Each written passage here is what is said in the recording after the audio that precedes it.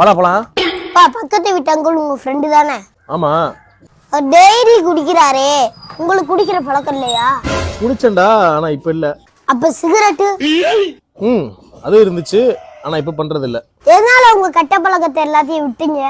இல்ல, அதுதான் என் சந்தோஷம்னு ஒரு காலத்துல வாழ்ந்துகிட்டு இருந்தேன். அதுக்கப்புறம் உங்க அம்மா என் லைஃப்ல வந்தா, நீங்க வந்தீங்க. இதுதான் நம்ம நிரந்தரமான சந்தோஷம்னு சொல்லிட்டு அதை விட்டுட்டேன். அப்புறம் சிகரெட்டுன்னு தண்ணினே போனா கண்டிப்பா எனக்குன்னு ஏதாவது ஒரு நாள் ஒன்று ஆயிரும். அப்புறம் என்னையவே நம்பி இருக்கவங்க நான் ஏமாத்தின மாதிரி இருக்கும்.